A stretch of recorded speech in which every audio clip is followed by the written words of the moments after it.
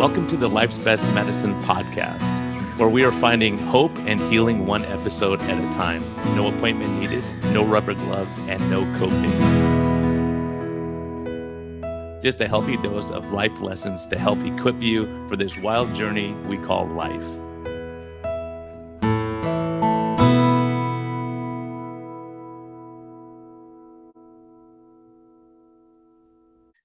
Hello, everyone. This is a public service announcement. It is now September. Yes, it snuck up on us, but it tells you there's only a few more months till the holidays. So get ready. It's coming, but it's also National Chicken Month.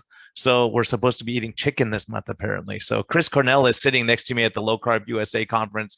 And what does he have? A bunch of Simply Snacking chicken snacks in there. And I've been partial to the beef, I got to admit, but he got me hooked on some new flavors. The Italiano, there's the chicken and cherries, there's black beans and salsa flavor, and they're all decent. So that was what we lived on during the conference. He could just pull it out of his backpack. So I got a couple free samples from him, which was cool. And they were also a co-sponsor of the meeting. So a lot of our listeners, you're listening now, came up to me there and said, "Oh my gosh, this stuff's really great." They had never tried it before. So they said, "We know now why you have them as a sponsor." And I said, "Well, I'm not dumb. It's good stuff." So anyways, get out there, get your chicken this month. Next month, you can get back to the beef flavors. But Chris, thanks for sharing with me. I'm now hooked. And thanks for helping to get me through the conference, because we never had a break. Tons of great information, and it was fun the whole time. So Simply Snacking, thanks for sticking it to us with National Chicken Month. And everyone, I hope you enjoy this episode. Hello and welcome back to the Life's Best Medicine podcast. Of course, we're not going to let this story stop yet. Marcy Garrett, welcome back. You told us a riveting story about what you went through as a kid growing up, and it's really impacted me. I think you have such a great story of grace and redemption and being a knucklehead for a while, and all those kind of things, like all of us do, really, because I think so many people in our society, we look and we think everyone else we look at Facebook and Twitter and all this stuff, and you think everyone else has a perfect life except me. I'm the only one who has struggles and problems, and and a lot of people, like for me, I don't know how much you know of the background of this podcast. I know you've been listening, but I started realizing people get angry when I talked about faith or hope. And I thought that's odd for a society that was based on biblical, Judeo-Christian values. Now all of a sudden those values are kind of crazy. So that's why I love hearing your story, because, you bring such a peace and you've been through a lot. And so I think the biggest thing is let's continue with this story now. Now you decide you're going to go back to this guy who's the partier, and you guys had a toxic relationship, and then you go to Mexico, and now where are we after this? So, well, we ended up getting married, and we moved back into the house that we had been living together in. And the house in some ways is kind of a metaphor for how our life was, and how just God grew us and grew our family and grew everything, because my husband is a contractor, and so like many contractors' wives, I have lived in perpetual construction. Our entire, 32 years of marriage, there has been something ripped out in our house. And at that time, when we first got married, it was almost everything. I think the kitchen had been stripped down. I think he had just started to put it back together. And so we were married, and we were living in this sort of unfinished, crazy sort of house. It was definitely not Pinterest worthy, I can tell you that. I'm so thankful there are not digital records of our life, back then. So we ended up having Christopher, and we started going to a church in the East Bay, and in the Oakland Hills, actually. And that was actually prior to us getting married and getting pregnant and everything. When we were living together, that was our first introduction to this church. So because I had been raised in the church, as I said, in the Lutheran church, I knew the gospel, and I knew that I believed, in the gospel. And so Jerry and I, when we were living together, it it was great and it was super fun, but we started having conflicting ideas and arguing and things like that. This is before his accident. So I thought we need to go to church. That's where we need to go, because the meetings and stuff that we had been going to, there can be, as I said before, 12-step meetings can be wonderfully healing places, but they can also be very toxic and full of very unhealthy people, and a lot of extramarital affairs, and there's lack of accountability, there's no family structure. So it can be a great fit for some people, and it can really be just an opening to a lot of negative things for other people. So I started looking for a church, and we went to a couple places in Montclair, and we weren't really, nothing really stood out. And then at the time I was actually working at a hair salon. I don't do hair, but I was answering the phone because, as you can probably tell, I love to talk to people. And so there was this person who used to come in, and they would always talk about their church constantly. They were always talking about how great their church was. And so finally one day I'm like, where is that church? And so they told us, and it was funny because this is back in the day when we had phone books, right? So they told us the name, and it was First Something in Oakland. And so we started looking through the phone book because I couldn't remember the name of it, and there was no online anything. And the first one that we saw was, I don't know if it was First Presbyterian or first, I don't know. It was, something on Redwood Road. And I knew that it was on Redwood Road. So I thought, okay, let's go. So we get in the car to go, and we ended up, it was funny because as we pulled onto Redwood Road, there was this big church on the left, and there were all these cars like going into this church, and we were behind them. And that wasn't the church that we had on our list. So we started going to this other place that was right up the road, and we pulled in, and there was nobody there. Like, there was nothing going on. There was just like a little, old grandma in her walker going in, and we were young, so now I would love to see a little old lady. I'd help her in, I'd start chatting. But at the time, we were like 20. And so we were looking at each other and kind of looking at the church, and I look at him, and he looks at me, and I'm like, let's go to the other place. It looked like it had something going on. He's like, yeah, let's go there. So we ended up walking in, and we're sitting there, and we're listening, and there's all kinds of kids there. It's one of the things that really, the whole like front of it was just packed with teenagers. And so we're kind of in the back, and they start doing announcements and everything, and they start passing around this sign-up sheet for a stewardship dinner. Okay, so I don't know what stewardship means. Jerry doesn't either. We're just like, okay, it's food, let's sign up. So we signed up, right? So I kid you not, like a week later, we end up in the homes of like what I would later learn were like the patriarchs of the church, like the new pastor who had just come in. I think he'd only been in town 3 days. God bless him. Randy Roth was his name. And his wife and the 3 kids. And then, we were at, these were like board members and everything. People had been in the church for years and years, all these, like probably 4 or 5, at least, different couples.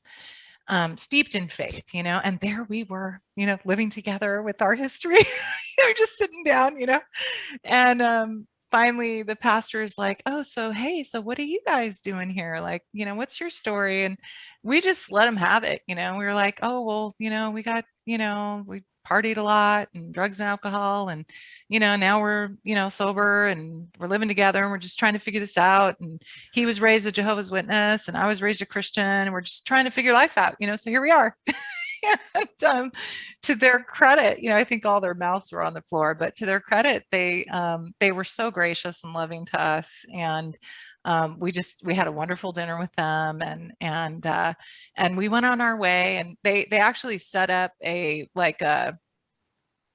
don't know, like a discovery sort of meeting thing, like a discovery class or something, with another person from the church who had led those groups before.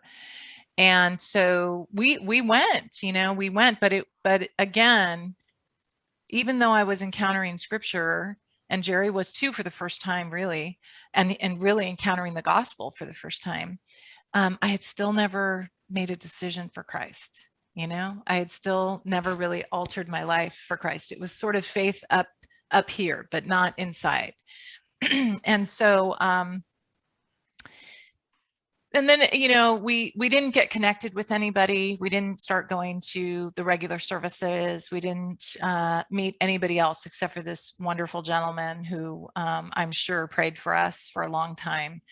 And also all of those people at that dinner, they were praying for us, you know. So we went back to our life living together, and that's when I ended up pregnant. And you know, we ended up breaking up after the using and all of that with the accident. And then when I came back a year later, got pregnant. And then I'll never forget, I was I was showing, so I was probably 5 months pregnant or so. And we went back to the church, and they had like a little brunch, you know, type thing in between services in the gym. And Sandy Weissman, who was one of the ladies who had she had actually hosted that dinner, she saw me from across the gym. She nearly tripped over 3 people trying to get to me because they had been praying for us, you know, that whole time. And so, you know, we ended up going to church, and I ended up having Christopher, and I was working, prior to having Chris, I was working actually at Kaiser in Oakland in their administrative offices. And I had just gotten this job. It was a temp job, but, you know, often in that day and age, oftentimes if you got into a company with the temp services and they liked you, would get hired. So it was a great opportunity. And so I was there, and I was working, and I was, you know, pregnant, and just had Chris, and thought about going back to work, and just thought, I can't do this, you know, I can't like leave him. It was very overwhelming to me, thinking about leaving him. And, you know, I didn't know how we could survive without me working. And so I was on the BART train at the time because that's how I was getting there. And there was a newspaper, you know, that's how we used to do things, right? Back in the day, classified ads. Like if you need, there was no Craigslist, you know, for jobs. So there was a newspaper on the train, and I opened it up, and there was an ad for a family in Lafayette, which was sort of just through the tunnel, that needed somebody to watch their kids, their 3 kids. And I thought, wow, I think I can do that. And so I called this woman, and I let her know that I had, you know, a baby, and he was, I don't, you know, he was probably 3 months old at the time, 2 or 3 months. And I said, you know, I can watch your kids, but I have to bring my baby with me. And she said, you know, let's meet. And we met, and she loved me, and it worked out. So that's what I did. So I was babysitting for these 3 kids, and that's kind of how we were able to survive in the beginning. And I had Tuesdays and Thursday mornings free because her 2 youngest, the oldest child was already in elementary school, but her 2 youngest had preschool those mornings. And I, you know, would pick them up and then bring them home. But Thursday mornings at the church that we were going to, they had a mom's Bible study. And so I was able to start going to that Bible study. And there were only, it was actually very, very small in the beginning. It was, I think there were like 5 or 6 of us at the time. And that Bible study is where I really developed friendships that I still have to this day. In fact, one of the ladies that was in that original group, she was one of the first people that I texted to pray for me this morning. because, she's a prayer warrior and we're still in contact. But that group was where I really made deep friendships and really learned a lot about the Bible. We studied the Bible, and it changed my life, and later on, I co-led that group for 8 or 9 years, many years later. But because at the time, when I first started going, I think I was a little bit of a handful for them, honestly. They loved me, but I was a handful because I had a lot of questions and, and I had a lot of ideas that were my own that made sense to me. And so I thought they were right. And it wasn't until, I compared those ideas to scripture, right, and realized what the truth was. So it took time. It took time. That's funny how that is, because like when I was dating my wife, I was trying to look for loopholes in the Bible. I'm like, there's got to be one in here somewhere. So I'll start reading this thing and find something, right? And so yeah, it's kind of crazy when you start questioning, and it's so, people worry when their kids question. I was like, I think it's a good thing, because you have to know what you believe. Yeah. At some point, you have to know what you believe and what you stand for and where you are, because otherwise you end up in a society where there's no black and there's no black and white. There's just gray. And so people cross lines, they justify what they're doing. And we're, as human beings, we're very good at justifying. Everyone else cheats on their taxes, or everyone else does this, everyone else is doing this, everyone else is having, sex with their nanny or whatever. And you see that especially in Hollywood and in different places where it's that culture is accepted. But there's ramifications of all this stuff. So being surrounded by people who are positive and uplifting and good, that's why I try to have a cocoon of people around me who are uplifting, positive, but also say, hey, Brian, you know what? You're out of line, and here's why, and not be afraid to say that. Isn't that true? Right? Yeah. It's so true, because we need people, accountability, and Yeah. people that as you go through life, like, okay, you can't eat cookies every day. You got to get back on the track, right? Or whatever it is, whatever we're struggling with. No, accountability is very, very important. And I've often said that I have women who absolutely love me and are very encouraging, but I also know that if I were to really step out of line, I would have somebody at my front door. You know, if I started making decisions that, and not in a legalistic, weird way, but in a loving way, saying, hey, what are you doing? This is not all right. Yeah. And I think we need that. I think that's something that do. keeps us in alignment, and I think, some of the advice I've received over the years is just amazing. Like people who said, I think, oh, life's good. Everything's good in my marriage. I don't have to be as nice to my wife as I used to be or whatever. And, a good friend of mine who's a pastor said, you're 6 months away from a train wreck. He wasn't saying it to me. He was saying it in general, but he was making the point, decisions you make right now, you could have a perfect life and make bad decision after bad decision. In 6 months, you're divorced, you're broke, you got all kinds of issues, right? Because it's in us. All it takes. Yeah. It's all it takes is to get off track. And it's like, okay, how do we get off track and get back on track? How do I stay on track? How do I? And so like that, with you being a young mom, having women around you who are solid, that get it, that then, and they love you for who you are, to say, okay, look.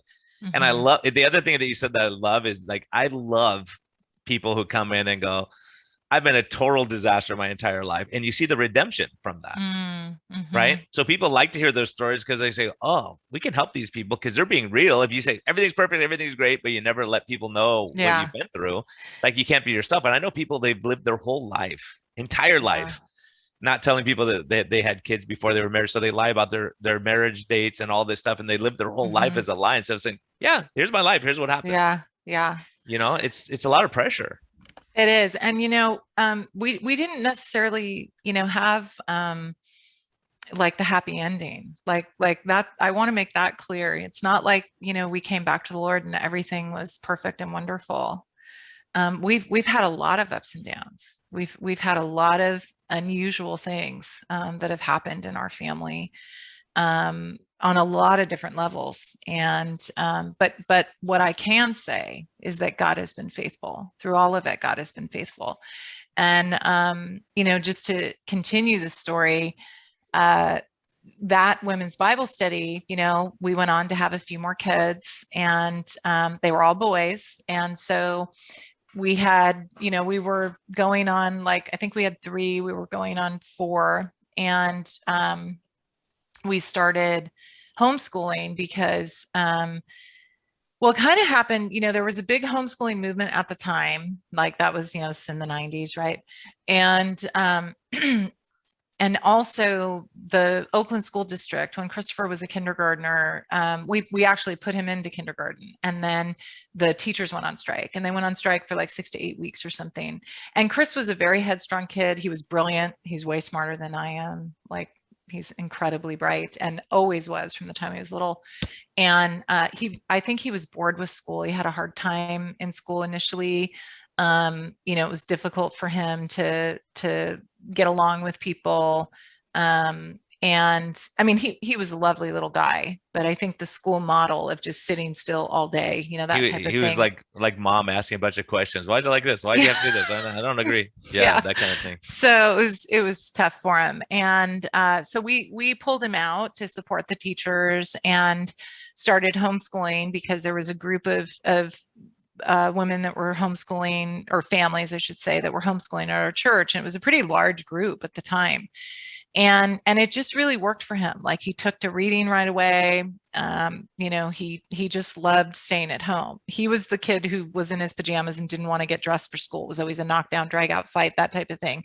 So then when we were homeschooling, all of a sudden he was staying in his pajamas. Who cares? But he was, wanting to read and wanting to be read to and wanting to learn. And so, it ended up being a really good, positive thing for him.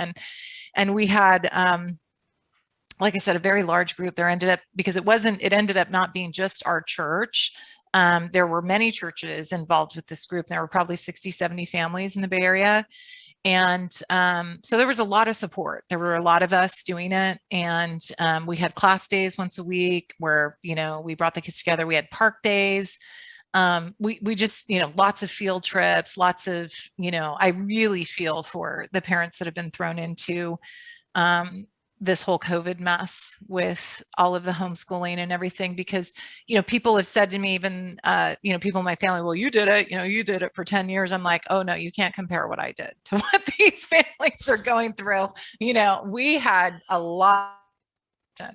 Our kids were out and about and doing a lot of things, and what parents have had to deal with over these last, few years is, I've often just thanked the Lord that, my kids were older, because I just really had We're a lot. lucky. We're lucky on this one. I'm looking at it. I'm like, man, it's a nightmare. You don't know if you could work or be home. The kids are home alone, and they got the So computers. hard. It's a nightmare. It really is So a hard. perfect Yeah, storm for people. And it it's is. the irony is that they fought against homeschooling forever. Now they're like, okay, stay at home. He just I really want the kids know. not there.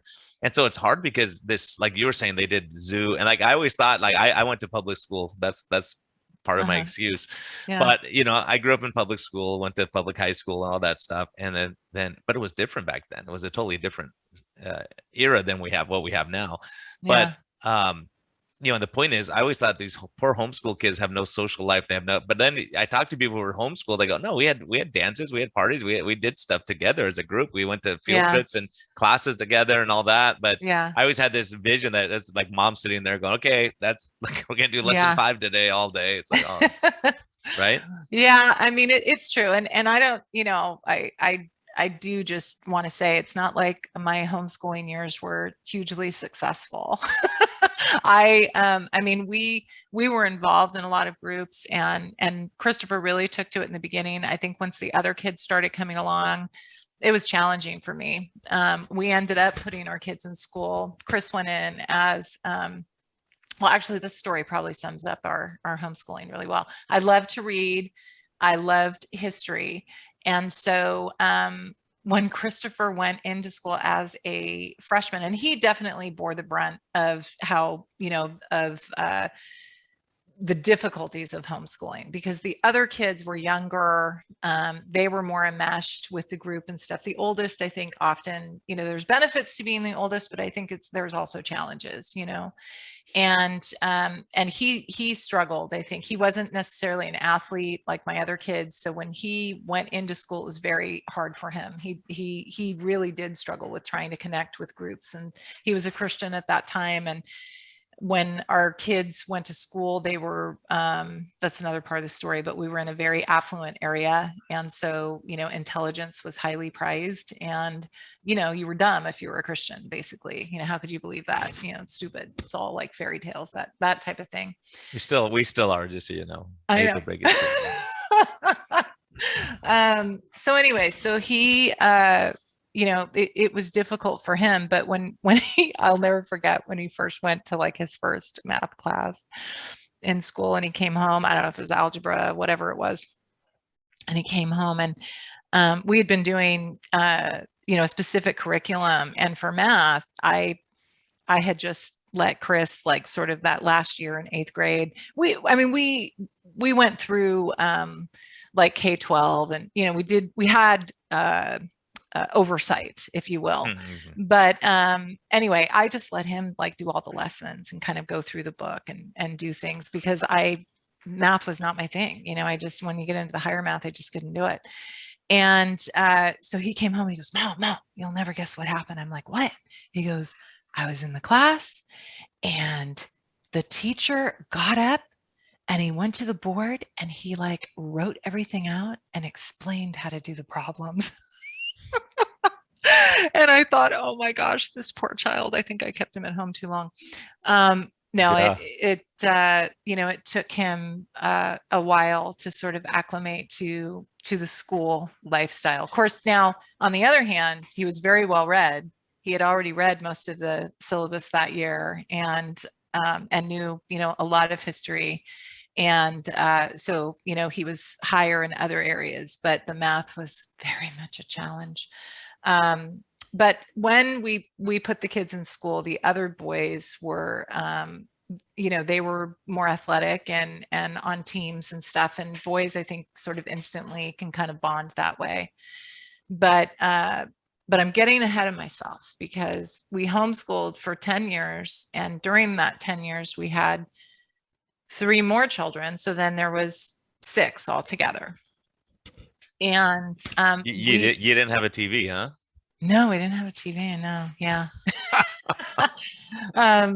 So we in that homeschooling season in the 90s, there was sort of the full quiver movement. You know, not everybody, but there was a whole undercurrent. There were normal people who homeschooled, but there were also people who were really caught up in some legalistic, you know, ideas and sort of the Bill Gothard, you know, bake the bread, wear the denim jumpers, have the children in the woods, you know, like just, you know, sort of some of these really kind of kooky things that we laugh about now. But, you know, at the time that there was a lot of pressure on women, you know, in that movement, and it was very hard.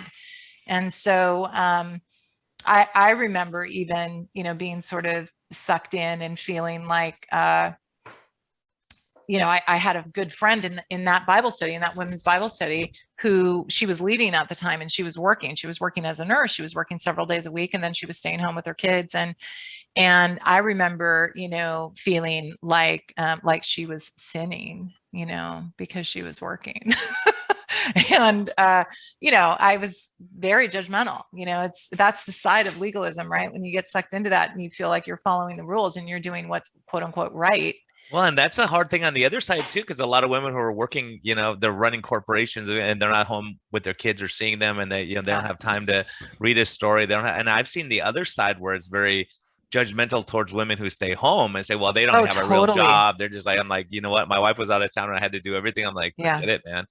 When you're coming home, I can't deal with this anymore. I'm running like the soccer practice and swim practice, and you know, it's a hard job. It's a very hard job, and I have felt that as well. I have definitely felt judgment, you know, for that as well. But so we, you know, were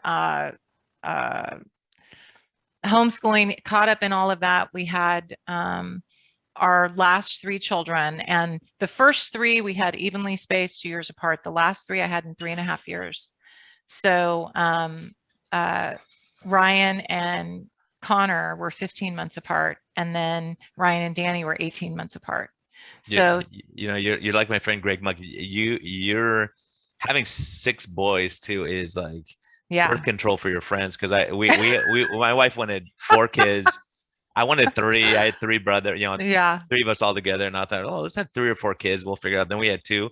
Then went to his house and everyone's bleeding. Everyone's going to the ER all the time. The guys hitting each other with sticks over the head and all. I'm like, are you good with 2? Yeah, we don't have to buy bigger. They're like trying to buy this huge cargo van to fit all their kids, and you Yeah, got toys. Yeah, I'm like, it's chaotic. it I'm was like, don't chaotic. get it, man. So, anyways, It was very that's my chaotic. that's Yeah. my speech on having two kids.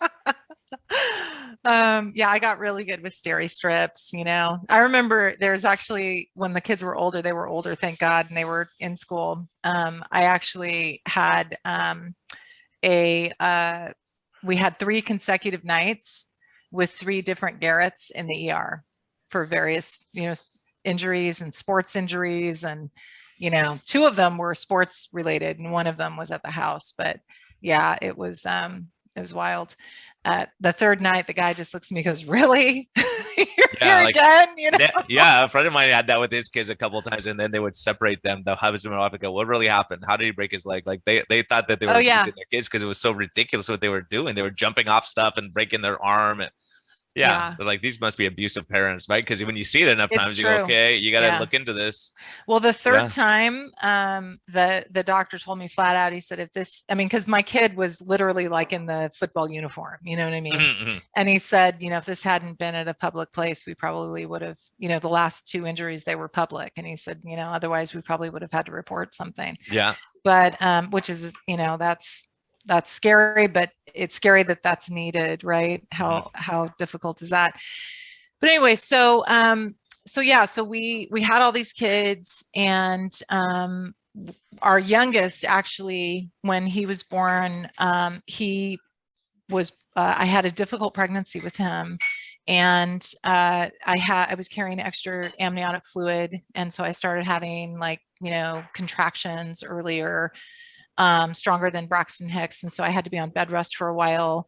They really didn't look further into anything with any kind of tests or anything, because they just thought, oh wow, you know, this is number 6. She's had so many, you know, and so they weren't that worried. But when we had Danny, we knew right away. We'd obviously been through birth many times, and so right after he was born, uh, you know, that we had. I mean, it was my husband and I, right? And then there's like a nurse and a doctor in the room. And right after he was born, there were 10 or 12 people in that room. I mean, it was instant. There must be like a code or a button or something that they push when something's wrong. And they kept looking at us and smiling and saying, everything's fine, everything's fine, everything's okay. And I'll never forget, my husband and I kind of looked at each other, and I don't know if it was him or me, I don't know which one of us said, it's, you know, everything is not fine. Like, everything is not okay. We knew that something was wrong. And they took the baby right away, and they had to take him to NICU. He was at the time, we didn't know what was wrong those first few minutes, but they said that there were complications. And so, of course, you know, that's a difficult situation for any parent. And it was, you know, that was really one of the first times that, because at that point, I really didn't know what was wrong with him. And they said they were looking at internal organs. They were, you know, doing all this stuff. And I felt my heart break. You know, you feel a breaking. And then later, they came and said that it looked like he had dwarfism, that he was born with a achondroplasia. They couldn't confirm it at the time. We had to do that with, you know, x-rays and all of that. But I woke up the next morning with, you know, a team of from genetics, you know, and we sort of started going through everything. And later on, his diagnosis was confirmed. But Danny has just been a wonderful blessing to our family. And at the time, it was hard because he not only was born with dwarfism, but he had a lot of he had extra complications, medical complications. The opening at the base of his skull was very, very small. And and people don't realize too that children with dwarfism, their airways and their ear tubes are smaller and shaped differently. And so anytime that first year, like, that he would get a cold, he would end up in the hospital, basically. Yeah. And he was on, oxygen when he was sleeping, and those things are very difficult for anyone. But when you have 5 other little kids at home, it was very challenging for Forget us. it. Forget, and I know Yeah. when my youngest was born at my hospital, I was a resident at the time, and she was blue. She was lifeless. She was Mm, just flopping mm, around. And I was like, oh, everyone's like, congratulations. I'm like, hold on a second here. There's something wrong. And they had mhm, to bag her. And I remember that was like the one time you feel hopeless, like mhm, helpless, like you're mhm, like, oh mhm, my gosh, I want to do something. I can't do anything. And, mhm. they thought she had a hole in her heart. It turned out fine. She just got the epidural did not go into my wife. It went into her. And so she was just Oh, came wow. out just with all the narcotics, Mhm. but she was blue. And then the placenta squeezed and she was full of blood, but she was blue and lifeless. And it was traumatic. I mean, It's, seeing that, yeah, seeing your baby yeah. getting bagged, bagged breathing, they're squeezing a little tiny thing and she's, Mhm, pale and blue. And, you go, this is terrible. And then I just remember them sticking IVs in mm, her little ankle and doing all this stuff. It's like, man, now I know why I didn't go into peds, right? Because it's yeah. devastating because they don't know and they're just in pain. And, but to see that and to see, Mhm. that your son's going to go through life and have a challenge. Yeah. Yeah, exactly. And you are absolutely right. There's something incredibly difficult about, I will never forget when, and I thought I was mentally prepared. I knew that he was in the NICU. I knew that, they told me, he's hooked up to things and everything. And I thought, okay, okay. And that's when I was sort of comforted that I had the experience of motherhood, so I it wasn't my first. So, I had some, I felt like I was not prepared for it, but I thought, okay, I can do this.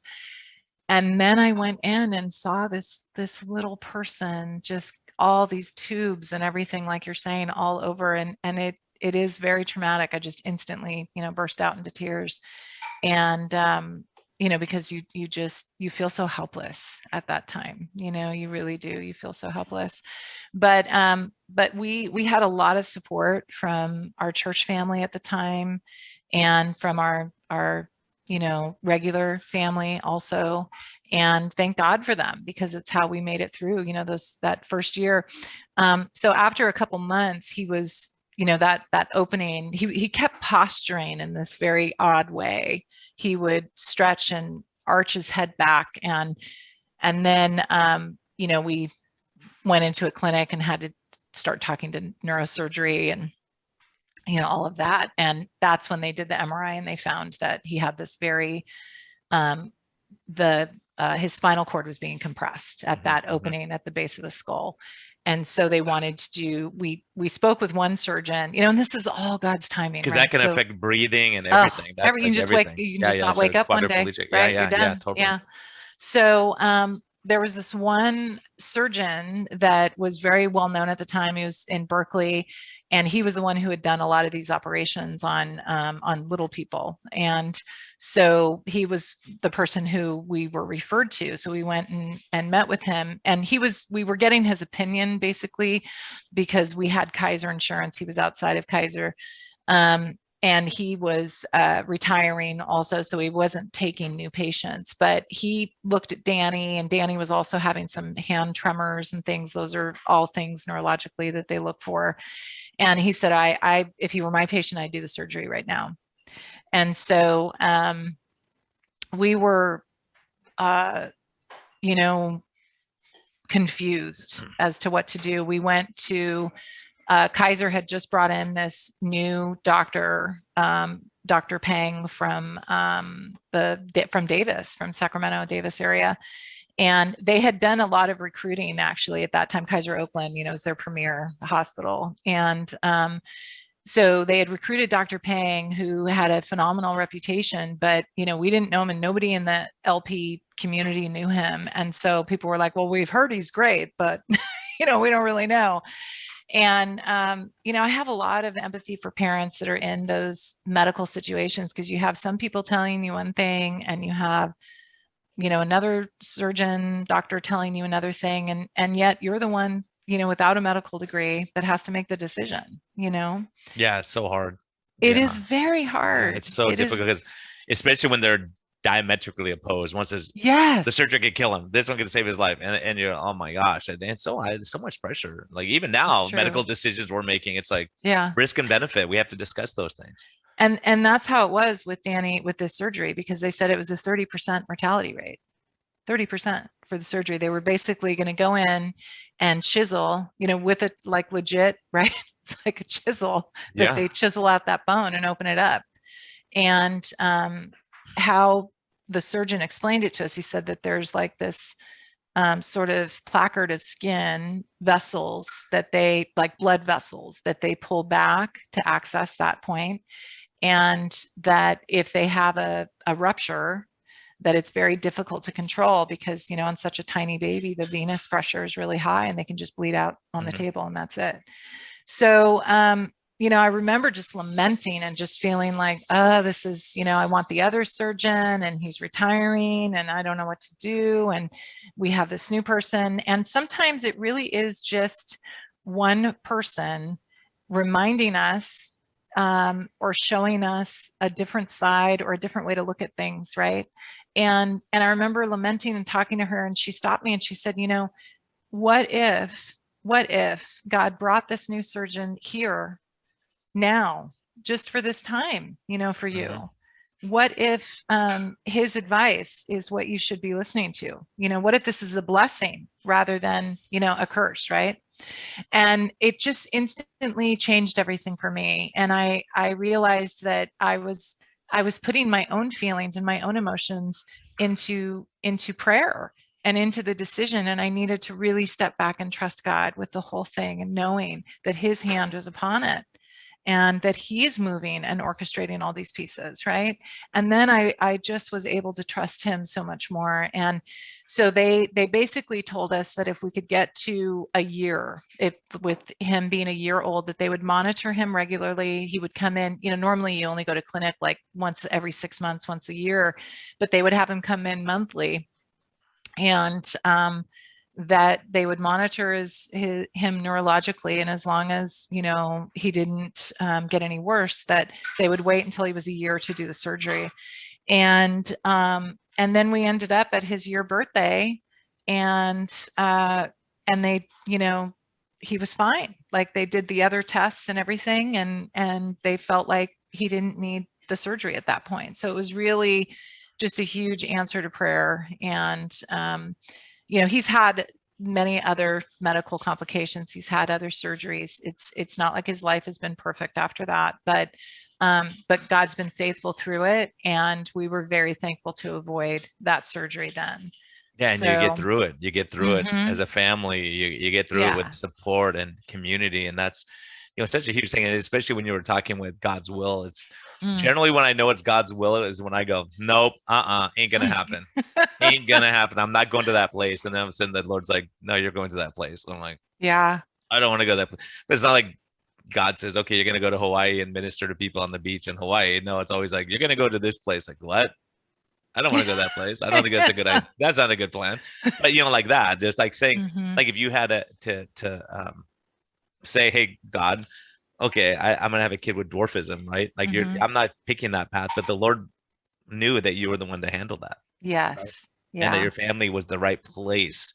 That's where it happens. And it's the people who have the ability, because so many people say I couldn't deal with that, but you could. Once you're stuck in that situation, once you're there, you realize, okay, I got to make the best of it, and I gotta use my faith. I have to use people around me. I need support and wisdom. And so many people just want to make that decision, and they say you're weak if you have to rely on God. Well, I'm weak then. Yeah. Right. Yeah, that's right. I'll take the weakness. For sure. So, we had Danny, and we went through that first year, and we were still living in this house that was completely torn up. And because you're married to a contractor. That's right. That's right. That's how it is. Like all my friends are construction guys. They do stuff everywhere else. Their wife's like, are you going to fix our dryer's broken? Yeah. Are you going to fix that? Yeah. Yeah. True. And that's how it was. And money was tight. I mean, my gosh, it's our story is very much one of, the widow who had like the jar of oil and the little bit of flour, and like every day there was more. That's how our life has been, honestly. For many, many years anyway, it was like that. Um, I don't know how we survived. We survived on one income in the Bay Area, with 6 kids, which is crazy, and one with medical issues. But we survived, and God provided. He just provided. It was just amazing. We got help, we got help. Jerry's mom helped us quite a bit. And, Jerry would get bonuses and just, different things, people were generous with us. And so, but this thing became very difficult because as the kids got older and we were homeschooling, and we lived in the city. We lived in the city at that time. We were in Oakland, and there was not a lot of safe places to play. But it's super safe now, right? Yeah, No, I'm kidding. It's tough. It's a hard thing. Bad. Yeah, I have friends and they can't go outside. It's amazing. Like I think about that, like, having gratitude. Like if I go for a walk by myself or hike with my dog or something, I'm like, it's safe. I feel safe at least. Like I can't imagine it's so hard in the inner city. And I trained at USC, and there was just gang shootings all the time. And you see this and you realize, my goodness, we're not in a cocoon anymore. You're in real life. I know. Yeah. And that's how it was for many years. And, I have a lot of wonderful, wonderful memories of living in Oakland. I mean, we love that city, and that's where our church was, and that's where our faith was grown. And, many lovely, wonderful, wonderful people, but it was very hard. We didn't have outdoor spaces for these boys, and they were literally climbing the walls, and the house wasn't done. And about every 6 months or so, I would kind of have like a mini breakdown of, something's got to change. Something's got to change. Did you ever see Mom's Night Out? Did you ever see that movie? I don't think I've seen that. You should watch it. You'll identify with her because she would like just lock herself. It's just a dumb comedy, Christian comedy, right? But it's like she just locks herself, and like she goes, "I've had it. Like I just need some ice cream," and sit in the corner and like lock myself in the closet. And her husband would come home and go, "What's wrong, honey?" Like, because That's it was hilarious. Like all the stuff that happens with having. I can't even imagine having 6 sons. Yeah, it was wild. And my kids weren't easy. We'll get to that, but we'll get to that. But so anyway, I had really reached a breaking point of just, with this unfinished house. And I just could not see a way out. I couldn't, because we had to finish the house to sell it. Right. So I felt trapped. I really felt trapped. And to be honest, I was at risk, for some things. I actually, during that time, I came very close. I will say I did not, but I came very close to having an affair. And,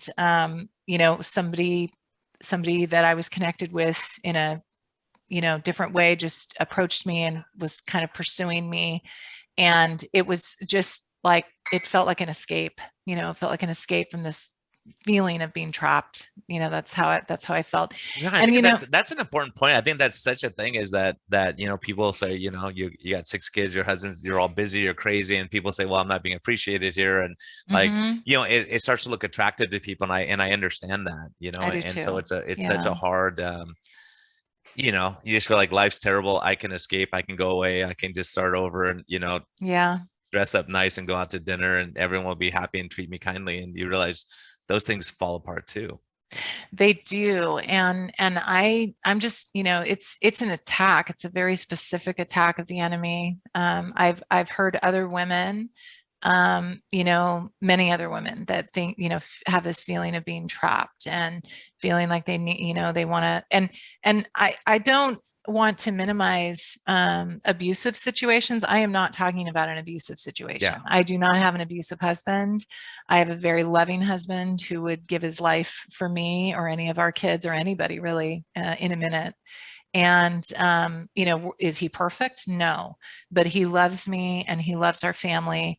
And, the trappedness that I felt was because I had chosen to stay home with my kids. I knew that's where God wanted me, but it just felt endless. It felt endless. It felt like drudgery.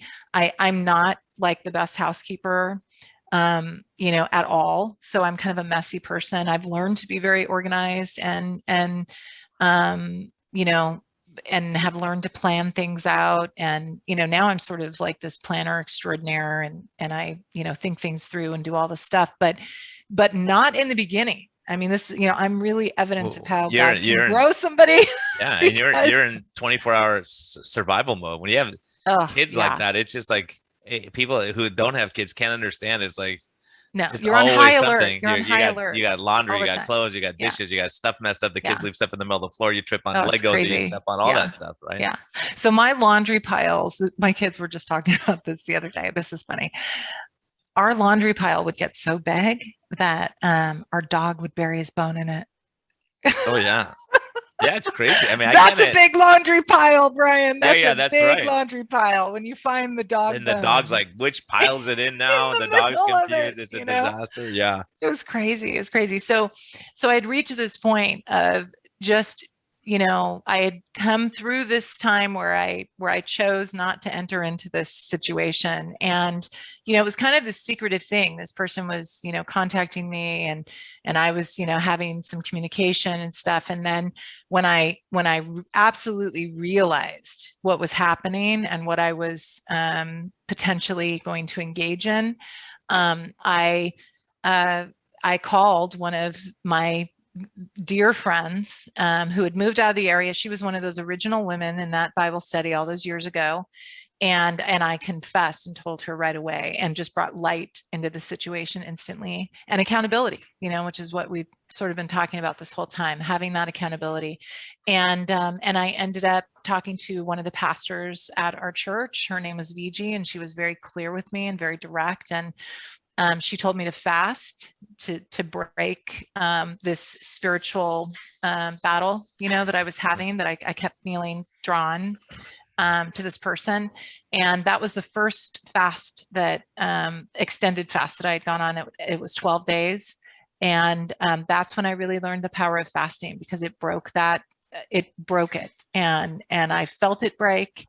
And oftentimes people will have spiritual breakthroughs on the third day of a fast. And that's when it happened. And I was released from all of that. And it was just, I thank God for that every day, because it would have destroyed me and my family and everything. So we're going to talk about that again, because that's a really important thing. That's on my heart too. So that's a huge thing.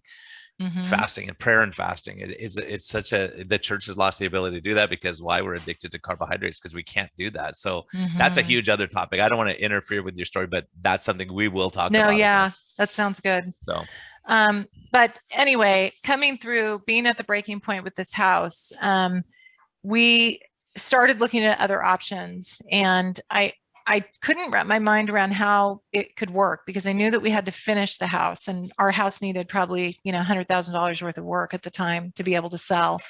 And I didn't know how we were going to get that or whatever, but we started looking at houses, and I had started walking with a lady from our church at the time. I now work for her.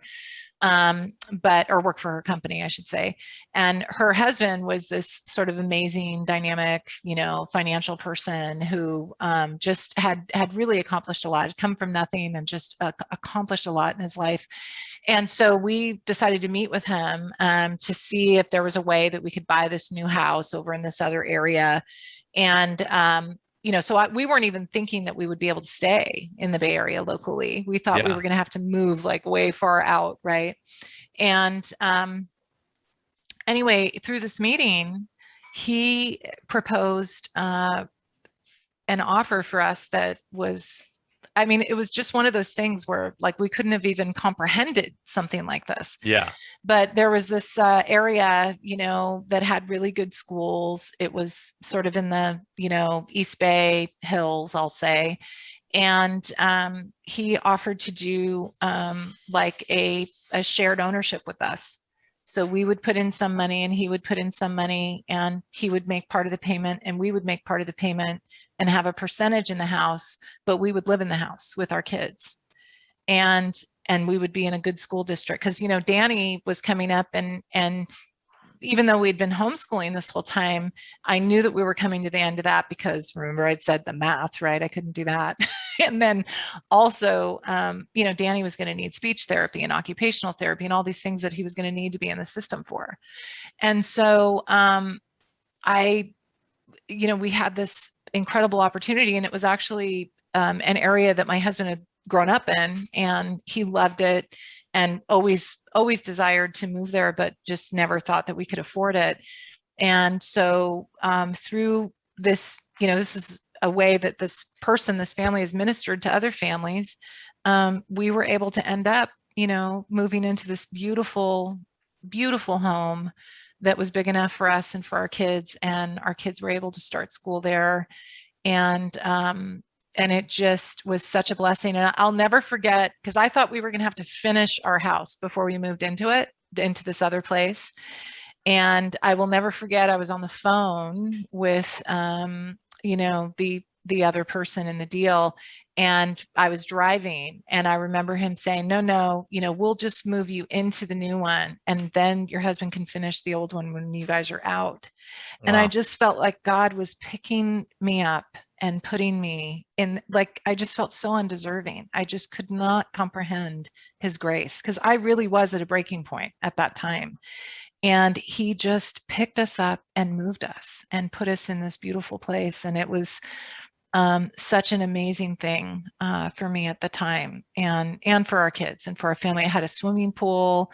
It was so much more than we ever could have hoped for. How he provides what you don't even know you That's right. want, right? It's beyond your belief. And that's another thing. And then I think also your point is, look, so many people think, oh, people just go to church and they have this perfect life and they never have fights at home and they never think about affairs and they never think about these things. And it's such a false, it's just like looking at Facebook and Twitter and all this stuff. You say, oh, these people are happy all the time. Instagram, they're like always, their makeup's out. As soon as they wake up, they're perfect. And they happen to have a selfie and then their hair's perfect when they wake up. Yeah, right.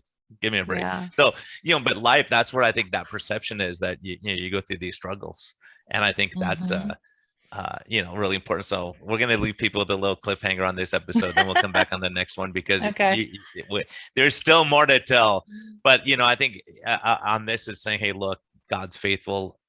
We aren't faithful. Sometimes we mess up, we get tempted, but you also, I think the important take home from me on this is the accountability, having someone that you can reach out to, because I've had friends who've had affairs and we find out after the fact and it becomes ugly, because, it's like, gosh, dang it, why didn't you tell me you were going to do this? Why didn't you, but you get under this, like you said, it's a spiritual thing, and you get under this blanket and you justify it and all those things. And I think that's why accountability is so important, because just saying, hey, everything's okay, do what you want to do. If it makes you happy, do it. And then you realize it may make you happy, but it's not going to make you content, and it's going to make your life miserable. So I think there's a lot of things like that. A lot of patients I see that are in a nightmare situation, and it's because of choices they made and they justified it. And they never talk to their friend, go, hey, what do you think? Should I give this lady a ride home after work today? Right. I don't think it's a good idea. Right. So that accountability, having friendship, and being plugged into a church. And I think there's a lot of scarring that's happened to people. A lot of people I talk to, I go, why do you hate the church so much? And they tell me what happened to them. I go, yeah, I probably would too. Yeah. Right. Yeah. When you go through stuff like that, but part of it's drawing into people that, and the other thing I love about your story is that you're just open to people and go, look, I'm a disaster. Here's what happened. I love that. Right. Because people come in and go, oh, no, everything's perfect. But I'm telling you, a lot of us, and we've all seen a family that looks perfect on the outside, and then you realize, holy cow, that was a disaster that they were in, but it looked pretty on the outside. They had the nice car and they had everything. Yeah. The lawn was nice, but the hatred that happened inside that house is a disaster. So, but I could see that thing that when we first talked, I'm looking at your family behind you. They love you and they're happy and they're content and they're, you did a good job. And well, God really came through for us. I mean, it really is the Lord, because we were so imperfect in it. But God has been faithful. He's been very faithful with my kids. And that's the other part of the story, right? Yeah, that's the other part of the story. So we'll keep going, everyone. We're going to take a break here for a little while, but be kind to yourself, be kind to others, and Marcy's story will continue. It's a cliffhanger. Hey, thanks for joining me.